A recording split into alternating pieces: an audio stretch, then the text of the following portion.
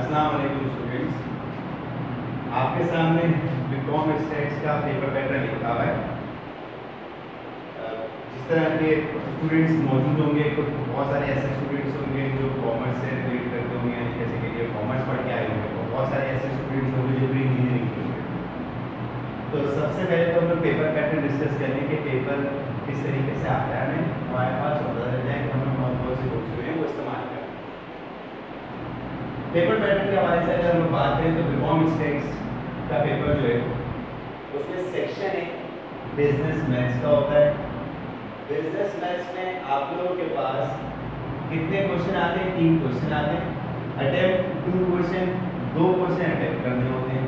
Out of 3 question 3 question में से अगर इनके साथ मार्क्स लिखते चले तो आसानी हो जाएगी, टोटल हो जाएगा। एक क्वेश्चन 10 मार्क्स का होता है, तो इसका मतलब क्या है कि 2 क्वेश्चन अटेम्प्ट कर लें तो 20 मार्क्स का सेक्शन ए हो गया।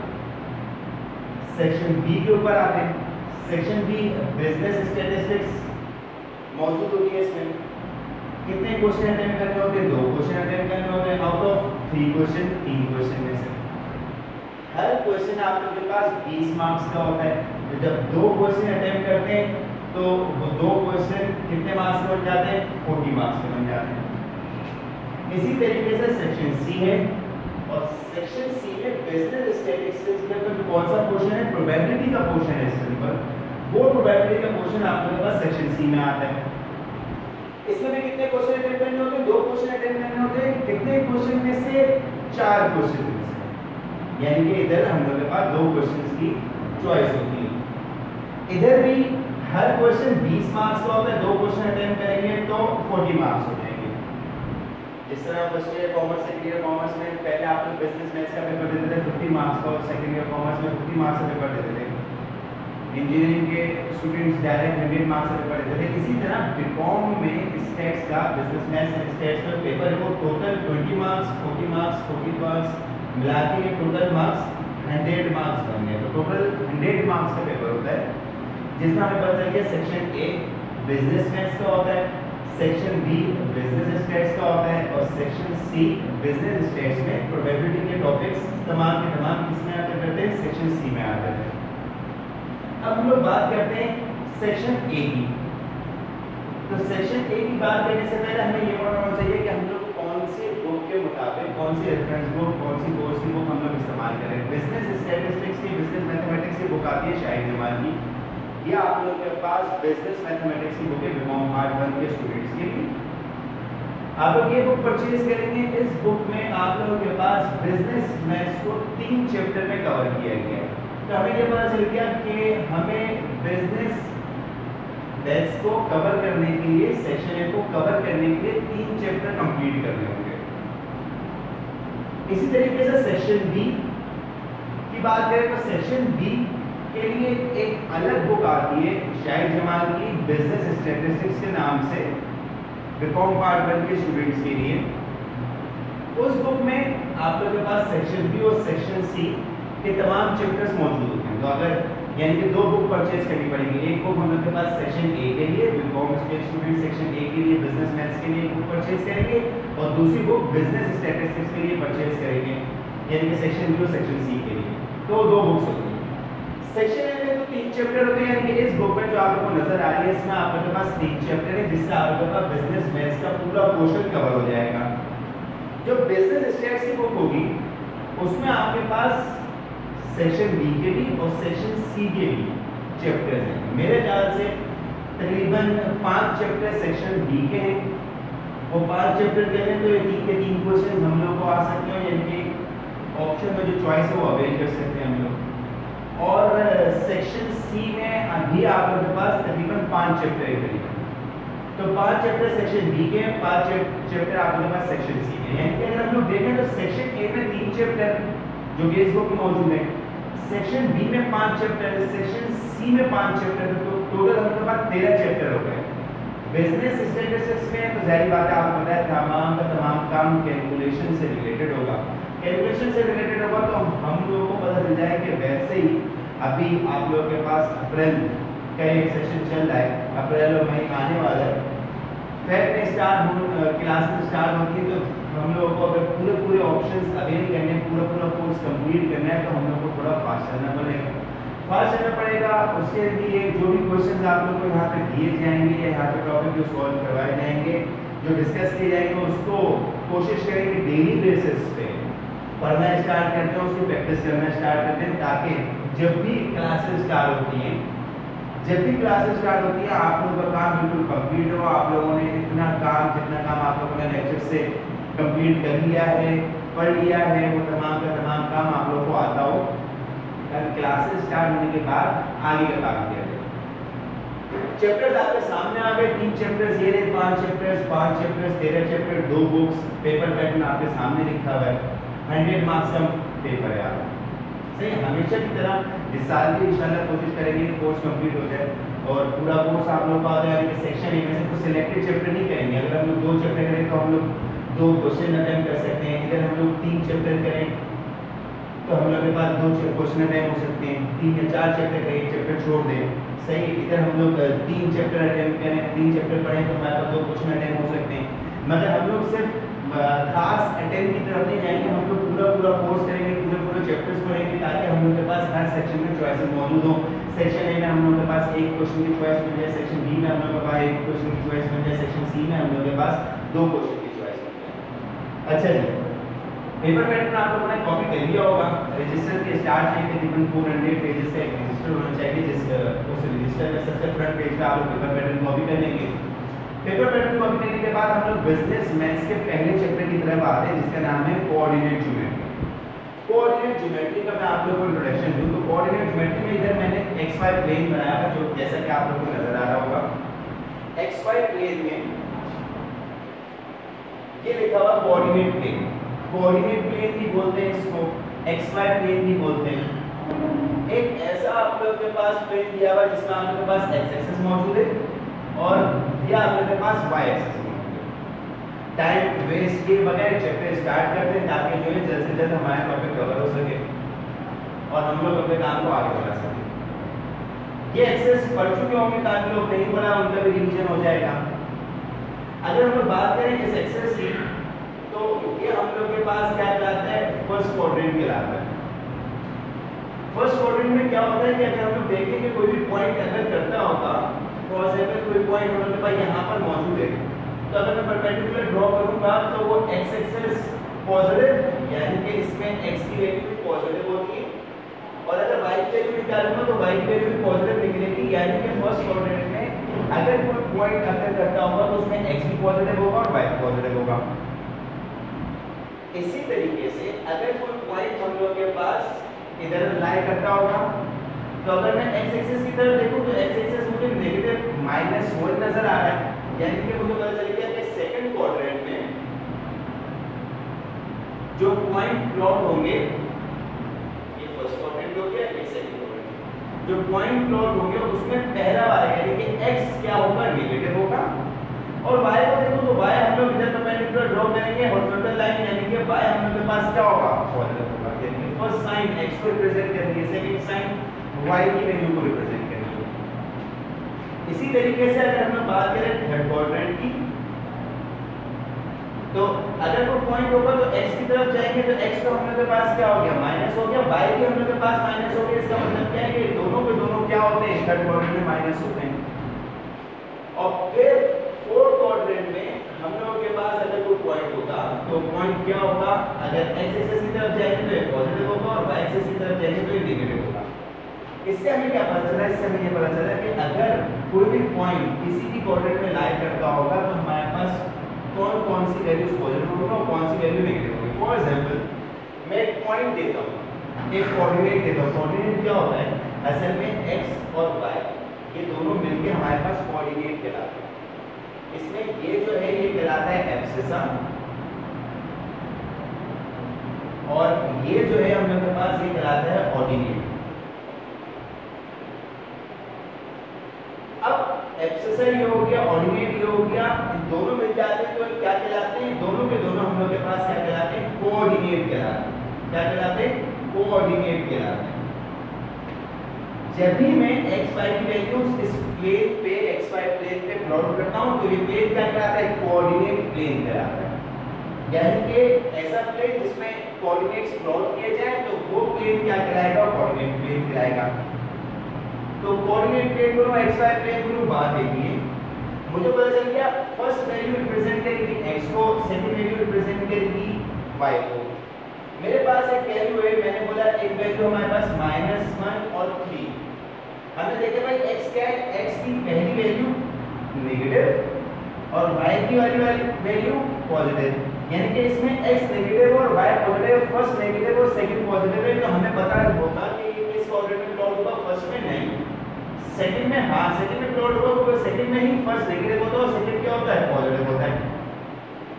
अगर कोई पॉइंट दोनों पॉजिटिव वैल्यूज होंगी, फॉर एग्जांपल हमारे पास 1 और 3 होता तो कहां पे प्लॉट होगा, तो हमारे पास फर्स्ट क्वाड्रेंट में प्लॉट होता। इसी तरीके से हम लोग के पास -1 और -3 होता, दोनों के दोनों नेगेटिव होता तो थर्ड में प्लॉट होता। या अगर हम लोग के पास 1 और -3 होता तो हमारे पास कहां पे प्लॉट होता, तो फोर्थ में प्लॉट होता।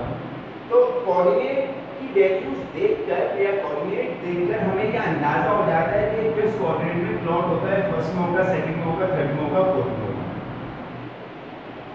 अब अगर इस चैप्टर की एक्सरसाइज की तरफ जाएंगे तो शुरू में आप लोगों के पास इसी तरह के क्वेश्चन दिए हैं जो बहुत बेसिक क्वेश्चंस हो। बेसिक क्वेश्चंस यही है कि आप लोगों के पास पॉइंट्स दिए हो, आप लोगों को पॉइंट्स को प्लॉट करके दिखाना है, पहले कोऑर्डिनेट प्लेन बनाना और पॉइंट्स करके दिखाना है, पॉइंट्स प्लॉट करके दिखाना है कि वो किस कोऑर्डिनेट में प्लॉट करना है। तो हमें ये तो पता चल गया इस बात से कि कौन सा कोऑर्डिनेट में कौन से पॉइंट्स प्लॉट होते हैं, जो कि आप लोगों ने अपने पास ये नोट कर लिया होगा, एज इट इज बना लिया होगा। मैं पेज में बता देता हूं कौन से पेज का आप लोगों के पास ये चीज बनी है। अगर आप ये वाले बुक परचेज करेंगे तो पेज नंबर 1 जो कि आप लोगों के पास कोऑर्डिनेट ज्योमेट्री का पहला इंट्रोडक्टरी पेज है, उस पे आप लोगों के पास बिल्कुल ऐसा ही एक xy प्लेन बना हुआ है, उसको अपने रजिस्टर में हेडिंग डाल के कॉपी कर लीजिएगा पहले फ्रंट पेज पे। तकरीबन हाफ पेज का ये होना चाहिए, हाफ पेज का होगा ताकि बाहर से होगा, जब हम इससे बाहर से होगी तो आपको first second third fourth coordinate बिल्कुल ऐसे जिस तरह मैंने अभी बना के दिखाया था, बिल्कुल ऐसे था, ऐसे ही आप लोगों के पास पेज नंबर 1 पे मौजूद है। अब इसमें आगे फर्दर वर्किंग करते हैं। फर्दर वर्किंग क्या है आप लोगों के पास, हम लोगों ने कंसीडर किया कि भाई ये पॉइंट था, ये पॉइंट यहाँ पे लाई कर रहा था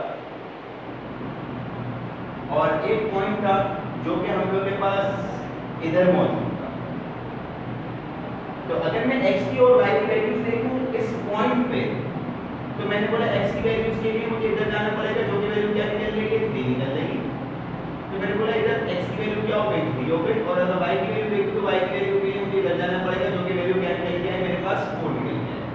तो ये पॉइंट हो गया और इस पॉइंट का नाम मैंने बोला, इस पॉइंट का नाम मैंने दे दिया a, और एक पॉइंट क्या हो गया, a के कोऑर्डिनेट लिख दिए कि a के कोऑर्डिनेट क्या हो गए, 3 और 4 है। इस तरीके से लिखते हैं, इस तरीके से लिखते हैं, मर्जी आप लोगों की, क्या आप लोगों के पास कोऑर्डिनेट होगा। जो भी पॉइंट इधर xy प्लेन पे एग्जिस्ट करता होगा उसकी एक वैल्यू x की होगी और एक वैल्यू y की होगी। इसी तरीके से अगर इसकी बात करें तो इधर लेके आएंगे तो इधर y की वैल्यू निकलेगी, क्योंकि पूरा एक्सिस कौन सा एक्सिस है, y एक्सिस है, और पूरा एक्सिस कौन सा एक्सिस है, x एक्सिस है। अगर बात करें इस पॉइंट की तो इस पॉइंट पे आप लोगों के पास, इस पॉइंट का नाम लेते हैं p का, इस पॉइंट पे आप लोगों के पास x की वैल्यू, x एक्सिस ये x की वैल्यू क्या होगी, -4 होगी, और y की वैल्यू क्या होगी, -2 होगी। ये दो पॉइंट्स हैं हम लोग के पास जो इस प्लेन पे एग्जिस्ट करते हैं। हमने लिख लिया भाई ये एक पॉइंट ये रहा हम लोग के पास 3, 4, और एक पॉइंट हम लोग के पास ये रहा b -4 -2। वो बोलते क्या है, वो बोलते ये है कि इधर से लेकर इधर तक का जो भी डिस्टेंस है, ये डिस्टेंस आप लोगों को मालूम करना है। अब ये डिस्टेंस कैसे मालूम करेंगे, इस डिस्टेंस को मालूम करने के लिए डिस्टेंस फार्मूला यूज करते हैं। जैसे कि आप लोग देख रहे होंगे कि इधर पहला फार्मूला लिखा हुआ है डिस्टेंस फार्मूला, इस चैप्टर का पहला फार्मूला है। इस डिस्टेंस फार्मूले को समझाने के लिए जरूरी था कि आप लोगों को पहले कोऑर्डिनेट को पता हो कि कोऑर्डिनेट्स क्या होते हैं, किस तरीके से प्लॉट होते हैं, कौन से कोऑर्डिनेट में कौन सी वैल्यूज प्लॉट होती है साइन वाइज।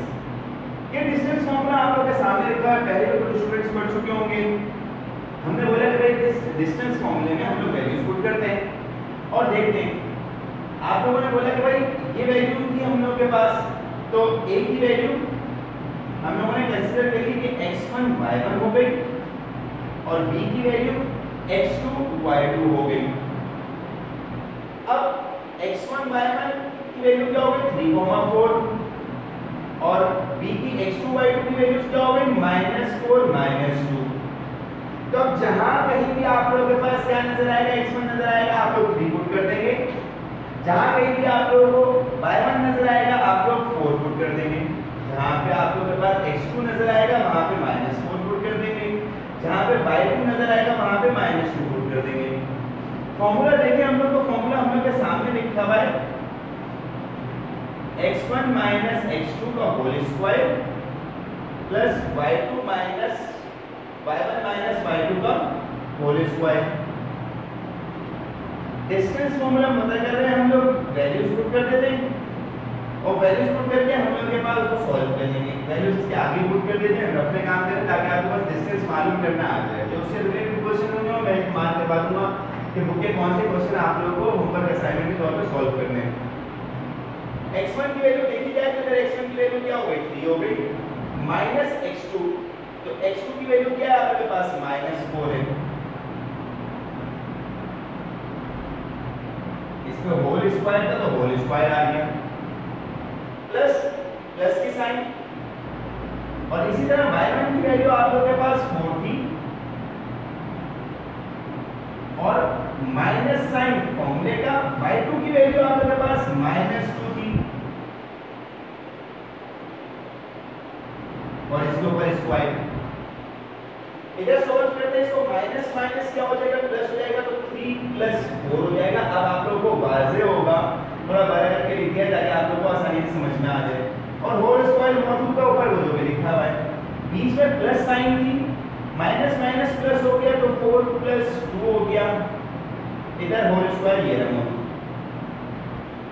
आगे सॉल्व करते हैं, इन दोनों को प्लस किया 7 का स्क्वायर बन गया, इन दोनों को प्लस किया 6 का स्क्वायर बन गया।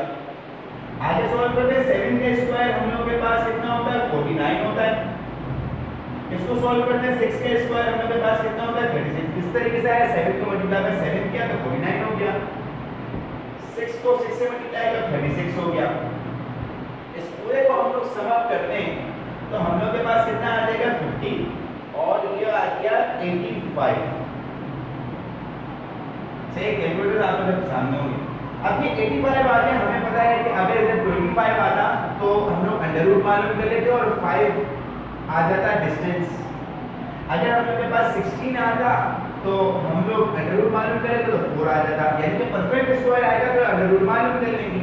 मगर 85 एक ऐसा नंबर है जिसका कोई परफेक्ट स्क्वायर नहीं है, इसका अंडर रूट मालूम नहीं कर सकते। तो इसको अगर हम लोग सिंपलेस्ट फॉर्म में लिखना चाहें तो किस तरह लिख सकते हैं, जिस तरह ये लिखा हुआ है अंडर रूट 85, तो मैं 85 का एलसीएम ले लूं और मैं इसको इस तरह सॉल्व करके देख लूं कि और सॉल्व हो सकता है। 5 को मैं मल्टीप्लाई करूंगा किससे कि हमारे पास 85 आए, 5 मैंने बोला 5 को मैं 17 से मल्टीप्लाई करूंगा तो मेरे पास 85 आ जाएगा। और 17 तो ऐसा नंबर है कि जो किसी और टेबल में नहीं आता, तो मैंने बोला है कि क्या कर सकते हैं भाई 17 से ही जाएगा ये नंबर। तो 5 मल्टीप्लाई बाय 7 17 लिखूं तो एक ही बात है कि मैं क्या करता हूं डायरेक्ट 85 ही लिखते रहता हूं। अब जब हम लोग के पास आंसर आ गया तो इस आंसर के साथ हम लोग क्या लिख देंगे यूनिट लिख देंगे, यानी कि जो ए बी का डिस्टेंस था वो कितना निकल के आया अंडर रूट 85 निकल के आया। अगर 85 की जगह पे हमारे पास अंडर रूट 20 निकल के आता जैसा कि आप लोग देख रहे हैं, तो अंडर रूट 20 को हम लोग 20 का एलसीएम ले लेते हैं, आगे बदल जाएगा। 85 का एलसीएम क्यों लिया था, 20 का एलसीएम ले लेते हैं, 2 10 जा 20, 2 5 जा 10, 5 1 जा 5, ये आता है एलसीएम। हम लोग 2 मल्टीप्लाई बाय 2 मल्टीप्लाई बाय 5 लिख दिया 20 की जगह पे, 2 पेयर बन के बाहर आ गए तो हम लोगों ने लिखा 2 बाहर आ गया और अंडर रूट के अंदर बच गया 5। तो हम लोग अंडर रूट 20 की जगह पे लिखते क्या 2 अंडर रूट 5 यूनिट। ये सिंपलेस्ट फॉर्म होगी।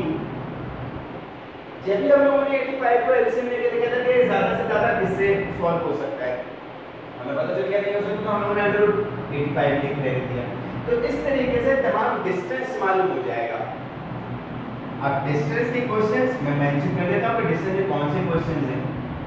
आप लोगों का किस तरह करना होगा? सबसे पहले पेपर पे आप लोग क्या करेंगे? पेपर पैटर्न कॉपी करेंगे। सेकंड आप लोग क्या करेंगे? चैप्टर के हेडिंग डालेंगे। हाफ पेपर पे कोऑर्डिनेट प्लेन बनाएंगे। फर्स्ट सेकंड थर्ड फोर्थ लिखेंगे। उसके बाद आप लोगों के पास जो डिस्टेंस के क्वेश्चन मैं बताऊंगा, वो डिस्टेंस के क्वेश्चन सॉल्व करने से पहले आप लोग ये तमाम के तमाम फॉर्मूले कॉपी करेंगे। अभी तक हम लोगों ने इन फॉर्मूले में से पहला वाला फॉर्मूला डिस्कस किया, जो कौन सा फॉर्मूला है? डिस्टेंस फॉर्मूला है।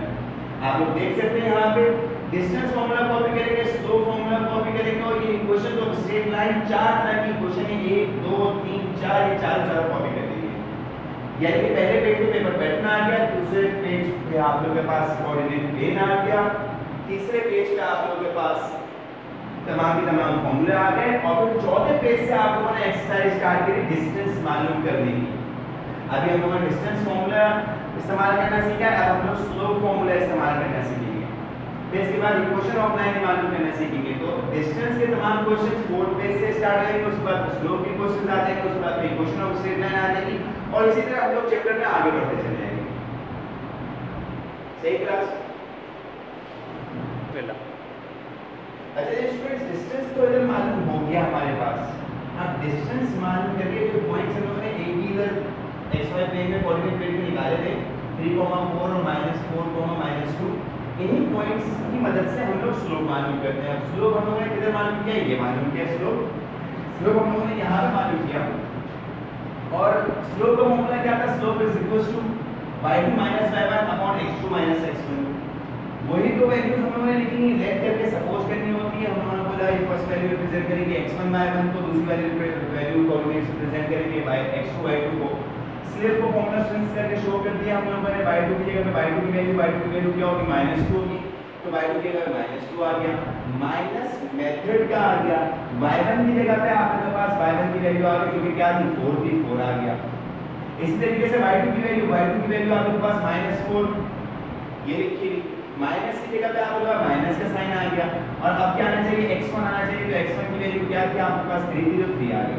-2 -4 कितने हो गए? -6 हो गए।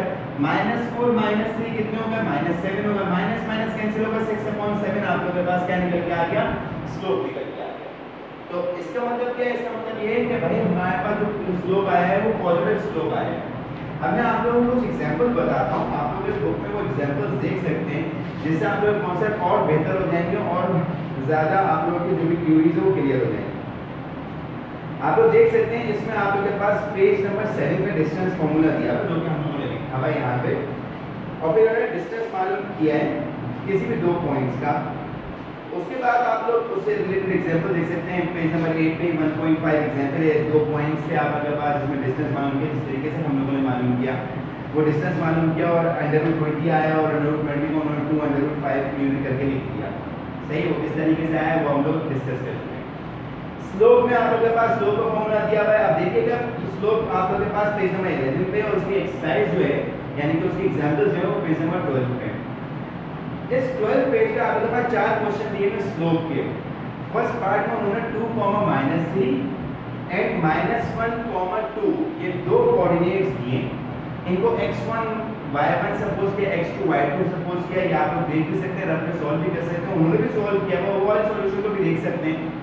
तमाम सॉल्यूशन को देखते हुए हम लोगों ने देखा तो स्लोप की वैल्यू क्या निकल के आ रही है? -5/3 निकल के आ रही है, यानी कि स्लोप किसमें आ रहा है? नेगेटिव आ रहा है। तो हम लोग के पास ये नेगेटिव स्लोप कहलाएगा। और इसकी लाइन अगर ड्रॉ करना चाहें तो किस तरीके से होगी? आप लोगों ने देखा होगा कि इस तरीके से लाइन ड्रॉ हो रही है, कोई भी एक्सिस है, ये रहा एक्सिस, और लाइन क्यों ड्रॉ हो रही है? इस तरीके से ड्रॉ हो रही है, यानी कि इस तरह की जो भी लाइन होगी उस पे नेगेटिव स्लोप आ रहा है। बात करते हैं किसकी? पॉजिटिव स्लोप की। पार्ट बी देखिए, पार्ट बी उन्होंने सॉल्व किया, 4/5 आप लोगों के पास पॉजिटिव स्लोप आ गया। पॉजिटिव स्लोप के लिए आप लोगों के पास लाइन किस तरह की बन रही है? इस तरह की, यानी कि बिल्कुल अपोजिट डायरेक्शन में। देख सकते हैं आप लोग पेज नंबर 13 पे हम लोग। सही, आगे पीछे हो सकते हैं पेजेस, तो बस देख लीजिएगा कि एग्जांपल में सेकंड पार्ट सॉल्व कर रहे हैं पार्ट बी का स्लोप का। इसी तरीके से आप लोग एग्जांपल होती है इसी तरीके से इसीलिए होती है ताकि आप लोग देख लें और आप लोगों के पास जो भी क्वेरीज हो दूर हो सके। सी पार्ट देखिएगा, सी पार्ट में स्लोप मालूम किया और स्लोप क्या निकल के आया? 0 निकल के आया। यानी कि अगर उसकी लाइन को ड्रॉ करेंगे तो वो लाइन किस तरीके से, ये प्लेन हो जाएगा, वो लाइन किस तरीके से ड्रॉ होगी, वो लाइन हम लोग के पास हॉरिजॉन्टल लाइन ड्रॉ होगी। आप लोगों को पता है कि इस वक्त कौन से पॉइंट होते हैं, हॉरिजॉन्टल लाइन ड्रॉ होगी जो कि पैरेलल होगी किसके, एक्स एक्सिस के, एक्स एक्सिस से पैरेलल होगी, वाई एक्सिस के परपेंडिकुलर होगी, ये कह रहे हैं। सही, पैरेलल का आप लोगों का मतलब क्या है कि जिस तरीके से एक्स एक्सिस है उसी तरीके से आप लोगों के पास वो लाइन होगी, तो फिर तो दो लाइन पैरेलल लाइंस होंगी, तो जो भी स्लोप होगा वो पैरेलल टू एक्स एक्सिस होगा। अगर स्लोप क्या निकल के आया, जीरो, जो भी लाइन होगी वो पैरेलल टू एक्स एक्सिस है, अगर स्लोप क्या निकल के आ गया, जीरो। इसके बाद पार्ट डी देख लीजिए, पार्ट डी में क्या हुआ, डिनोमिनेटर जीरो हो गया। जब डिनोमिनेटर में यानी कि y x2 माइनस x1 को माइनस किया तो डिनोमिनेटर में जीरो आ गया। जब डिनोमिनेटर में जीरो आ गया इसका मतलब क्या है कि कोई भी नंबर आ जाए ऊपर, बड़े से बड़ा नंबर आ जाए, जब जीरो से डिवाइड होगा तो अनडिफाइंड टर्म आएगी यानी कि इंफिनिटी। सही, तो उस आंसर को आप लोग मेंशन नहीं कर सकते, तो उन्होंने बता भी दिया है कि जब 2 डिवाइड हुआ जीरो से तो अनडिफाइंड टर्म आ गई। यानी कि ये जो लाइन होगी, ये लाइन किस तरीके से बनेगी, लाइन इस तरीके से बनेगी कि आप लोगों के पास एक्स वाई प्लेन होगा और ये लाइन आप लोगों के पास पैरेलल होगी किसके, वाई एक्सिस के, वाई एक्सिस के पैरेलल, एक्स एक्सिस के परपेंडिकुलर। परपेंडिकुलर वो लाइन होती है 90 डिग्री का एंगल बनाती है। सही, तो आप लोग समझ जाएंगे जब भी हमारे पास स्लोप इंफिनिटी या अनडिफाइंड आएगा तो हमारे पास स्लोप की जो लाइन होगी वो क्या होगी, पैरेलल होगी वो एक्सिस के। अगर हमारे पास स्लोप जीरो होगा तो जो भी लाइन होगी वो लाइन पैरेलल होगी किसके, एक्स एक्सिस के। पॉजिटिव स्लोप होगा तो हमारे पास इस तरह की लाइन होगी, नेगेटिव स्लोप होगा तो हम लोग के पास इस तरह की लाइन होगी। अब मैं आप लोगों को स्लोप के क्वेश्चंस और जो डिस्टेंस के क्वेश्चन है वो मार्क करवाता हूँ। आप लोग इसी चैप्टर के लास्ट में आ सकते हैं, पेज नंबर 32 है। पेज नंबर 32 पे आप लोगों के पास पहले क्वेश्चन में क्या लिखा हुआ है, find the distance between the points which coordinates are given in problem number 1 till 6। 1 से लेकर 6 तक आप लोगों के पास प्रॉब्लम दिए हैं, तमाम के तमाम आप लोगों के पास डिस्टेंस मालूम करने के क्वेश्चन है, 1 से लेकर 6 तक के क्वेश्चन है। आगे ऑनवर्ड क्या बोला है, find the slope of the straight line passing through the points given in problem number 7 to 14। 7 से लेकर 14 तक जितने क्वेश्चंस हैं उन तमाम क्वेश्चंस में आप लोग क्या मालूम करना है, स्लोप मालूम करना है, यानी कि क्वेश्चन इसमें ये डिस्टेंस मालूम करने के क्वेश्चंस हो गए। ये 7 से लेकर 14 तक आप लोग के पास 7 till 14 आप लोग के पास स्लोप मालूम करने के क्वेश्चंस हो गए। सही, उसके बाद क्वेश्चन नंबर 15 में उन्होंने बोला find the slope of the straight line passing through the points. दो पॉइंट्स दिए हुए, ये इसमें भी स्लोप मालूम करना है। क्वेश्चन नंबर 16 में क्या बोला, find the slope of the straight line passing through the points, इसमें भी आप लोगों को स्लोप मालूम करना है। सही, नेक्स्ट यानी कि 16 तक, 14 से जाके 16 तक आप लोगों के पास स्लोप मालूम करना है। क्वेश्चन नंबर 17 में देखिए आप लोगों के पास दो पॉइंट्स दे दिए P और Q। फर्स्ट पार्ट में डिस्टेंस मालूम करना है, सेकंड पार्ट में स्लोप मालूम करना है, तो ये वाला क्वेश्चन भी हो जाएगा क्वेश्चन नंबर 17 जिसमें दोनों मालूम करने हैं। क्वेश्चन नंबर 18 भी बिल्कुल उसी के तरीके से सॉल्व हो जाएगा। तो जितना भी अभी हम लोगों ने पढ़ा है और तमाम चीजों से हम लोगों को पता चल गया कि हाँ भाई ये बोथ यानी कि डिस्टेंस भी मालूम करना और स्लोप भी मालूम करना है। तो जितने भी हम लोगों ने पढ़ा है तो उसमें 18 क्वेश्चंस हम लोग सॉल्व कर सकते हैं। आप लोग जानते हैं कि स्टैटिस्टिक्स है, बिजनेस मैथ्स का हमारे पास पोर्शन डिस्कस हो रहा है और जब तक कि हम लोग प्रैक्टिस नहीं करेंगे, आप लोग बोलेंगे सर इतने ज़्यादा क्वेश्चन 18 क्वेश्चन, तो जब तक कि आप लोग प्रैक्टिस नहीं करेंगे, आप लोग जो थ्योरीज होंगे, आप लोग कॉन्सेप्ट पक्के नहीं होंगे, दुरुस्त नहीं होंगे, तो अच्छी बात है कि मैथ्स में ज़्यादा से ज़्यादा प्रैक्टिस किया जाए। शाहिद जमाल की बुक इस्तेमाल करने का या शाहिद जमाल की बुक डिस्कस करने का एक बड़ा मकसद भी यही है क्योंकि शाहिद जमाल की बुक में आप लोगों के पास पास्ट पेपर से क्वेश्चन भी शामिल होते हैं। सही, बिल्कुल लेटेस्ट पास्ट पेपर्स के नहीं होते, मगर 1-2 साल अगर छोड़ दिए जाए, जिस तरह अगर 2021 का पेपर आएगा तो 2020 के नहीं 2019 तक के क्वेश्चन या 2018 तक के क्वेश्चन तो मौजूद होंगे। इतना अपडेटेड नहीं मिलता, मगर फिर भी हमारे पास अगर हम लोग 5 ईयर अगर वो सॉल्व करते हैं जो बुक की एक्सरसाइज है तो उसमें होता क्या है, उसमें होता ये है कि हमारे पास साथ साथ 5 ईयर पास्ट पेपर से क्वेश्चन भी सॉल्व होते हैं। तो अच्छी बात ये है कि ज़्यादा से ज़्यादा क्वेश्चन सॉल्व करें ताकि ज़्यादा से ज़्यादा जो भी मुश्किलात हो रही हैं क्वेश्चन में वो आपके सामने आ जाए ताकि आप लोग उसको डिस्कस कर सकें और अपनी थ्योरीज को दूर कर सकें। तो ये जो दो टॉपिक अभी हम लोग डिस्कस करें डिस्टेंस का और स्लोप का, तो इससे रिलेटेड होमवर्क आप लोग के सामने आ गया। इस होमवर्क को कर लीजिएगा, इसके बाद हम लोग कौन से इस चीज़ पे जाएंगे, इक्वेशन ऑफ स्ट्रेट लाइन पे जाएंगे। सही, इक्वेशन ऑफ स्ट्रेट लाइन पे जाएंगे और इक्वेशन ऑफ स्ट्रेट लाइन के बाद ये 4 इक्वेशन है जो कि हम लोग डिस्कस करेंगे। अभी अगर आप लोग बेहतर मैं ये समझता हूँ कि आप लोगों को एक क्वेश्चन डिस्टेंस का और एक क्वेश्चन का स्लोप का मैं क्वेश्चन करके दिखा देता हूँ। क्वेश्चन नंबर 18 समझने के मैं करके दिखा देता हूँ ताकि आप लोगों को प्रेजेंटेशन का पता चल जाए।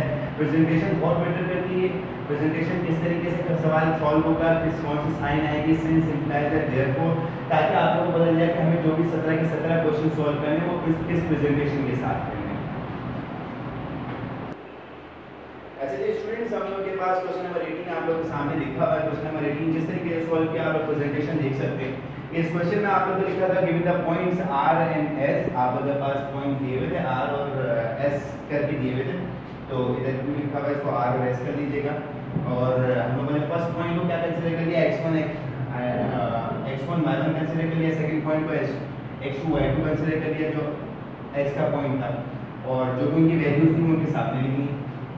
और बोला क्या फर्स्ट पार्ट में हम लोग को find the distance between the given points, हम लोग को डिस्टेंस मालूम करना था, तो हम लोगों ने पार्ट 1 करके एज वी नो दैट लिखकर हेडिंग लगा के मार्कर से हम लोगों ने डिस्टेंस फार्मूला शो करवा दिया। ये साइन कराता है आप लोगों के पास सिंस का साइन। जब भी फार्मूला शो करवाएंगे तो अपनी आदत बना लीजिए कि सिंस के साइन के साथ शो करवाएंगे। हम लोगों ने जो फार्मूला पढ़ा था डिस्टेंस फार्मूला वो हम लोगों ने शो करवा दिया, और जब भी वैल्यूज पुट करेंगे हम लोगों ने इम्प्लाइज ऐड करके वैल्यूज पुट करना स्टार्ट कर दी। क्या लिखा हुआ है आप लोगों के पास, x1 लिखा हुआ है, x1 की जगह पे हम लोगों ने क्या पुट कर दिया, 1 पुट कर दिया। इसी तरीके से x2 लिखा है -x2, तो x2 की जगह पे आपने -7 पुट कर दिया, और बीच में फार्मूले का प्लस साइन आ गया। y - y1, y1 की वैल्यू क्या थी 3 थी, y2 की वैल्यू -8 थी, तो 3 माइनस -8 माइनस माइनस प्लस हो गया, आपके पास 3 + 8 11 हो गया। इसका होल स्क्वायर था तभी 11 का होल स्क्वायर हो गया। -6 का स्क्वायर नेगेटिव नंबर पावर 11, तो आंसर पॉजिटिव आएगा। -6 मल्टीप्लाई बाय -6 तो minus minus plus 6 multiply by 6 36। 11 का आप लोग स्क्वायर लेंगे तो 121 आ गया, और जब इसको सम करेंगे तो आपका 157 आ गया, जो कि आप लोग के पास इसीलिए परफेक्ट स्क्वायर नहीं। तो इसी के साथ हम लोग ये लिख दिया। इधर आप लोग ये देख सकते हैं कि जो दो पॉइंट हम लोग के पास गिवन थे वो R और S दिए हुए थे, तो हम लोगों ने डिस्टेंस निकाला है तो D से शो कर दिया, D से भी शो कर सकते हैं, और जो दो पॉइंट थे उनके नाम से शो कर सकते हैं। उनके नाम से कैसे कि हम लोगों के पास R और S के वो पॉइंट थे, तो हम लोगों ने RS लिख दिया और आगे ऊपर हम लोगों ने एक लाइन ड्रॉ कर दी, लाइन सेगमेंट वाली। ये हम लोग के पास डिस्टेंस हो गया R और S का। कहीं भी ये लिखा हुआ तो इसका मतलब क्या है, दो पॉइंट कौन से थे, R और S थे, और R और S का जो डिस्टेंस निकल के आया वो कितना निकल गया, √157 निकल के आया। जब भी आंसर आ जाएगा, आंसर को हमने किससे लिखा, देयरफॉर से लिखा। आप लोगों के सामने ये साइन मौजूद है, और देयरफॉर से ऊपर जो साइन दी हुई थी आप लोगों के पास, ये सारी साइन इम्प्लाइज दैट के। जब भी हम लोग कैलकुलेशन कर रहे होंगे तो हम लोग इम्प्लाइज दैट की साइन यूज करेंगे। जब हम लोग फार्मूला शो करवा रहे होंगे तो हम लोग देयरफॉर की यूज करेंगे, सिंस की साइन यूज करेंगे, और जब हम लोग का आंसर आ जाएगा तो आंसर की ये देयरफॉर की साइन है, ये देयरफॉर की साइन यूज करेंगे। जब आंसर आ जाएगा एक लाइन में आता, दो लाइन में आता, उसको proper line to line scale की मार्कर की मदद से हम ब्लॉक कर देंगे, जिस तरीके से आप लोगों के सामने ब्लॉक हुआ है। सही, प्रेजेंटेशन लोग और भी तरीके से ब्लॉक करते हैं, टेढ़ा मेढ़ा ब्लॉक नहीं होना चाहिए, कोई भी जगह बिल्कुल सही ब्लॉक होना चाहिए। प्रेजेंटेशन मैटर करती है, आप लोगों के पास शुरू से आदत बनाए अपनी इस प्रेजेंटेशन देने की, ताकि पेपर भी इसी प्रेजेंटेशन के साथ सॉल्व हो सके और आपके पेपर का जो लुक है वो अच्छा दिखाई दे सके। सही, एग्जामिनर के ऊपर इंप्रेशन भी अच्छा पड़ सके। सेकंड पार्ट में मैंने क्या बोला, find the slope of the line passing through the given points. आप लोगों के पास स्लोप मालूम कर रहा था। सेकंड पार्ट था दोबारा इसमें उधर करके आप लोगों ने शुरू करवाया। इसमें होता है जैसे कि हम लोग जानते हैं, क्या जानते हैं, स्लोप का फार्मूला किसके बराबर है, y2 - y1 x2 - x1 के बराबर है। y2 की जगह पे y2 की वैल्यू पुट कर दी, x1 की जगह पे x1 की वैल्यू पुट कर दी, इसी तरह y1 की वैल्यू, इसी तरह x2 की वैल्यू, तमाम वैल्यूज हम लोगों ने पुट कर दी। पुट करने के बाद हम लोगों ने उसको सॉल्व किया। -8 -3 हम लोगों के पास -7 हो गया, 7 - 1 हम लोगों के पास 6 हो गया। स्लोप निकल के आया -11/6। स्लोप आ गया। हम लोगों ने आंसर किस तरीके से लिख दिया, आंसर हम लोगों ने देयरफॉर करके लिख दिया, और अपने आंसर को स्केल और मार्कर की मदद से क्या कर दिया, ब्लॉक कर दिया। तो ये एक क्वेश्चन था, क्वेश्चन नंबर 18, जिसमें आप लोगों का प्रेजेंटेशन इस तरीके से दी हुई है। आप लोगों को जितने भी क्वेश्चन हम लोग सॉल्व करेंगे वो इसी प्रेजेंटेशन के साथ सॉल्व करेंगे। इंशाअल्लाह नेक्स्ट लेक्चर में हम लोग इक्वेशन ऑफ स्ट्रेट लाइन के तमाम इक्वेशंस मालूम करना सीखेंगे। सही क्लास, थैंक यू।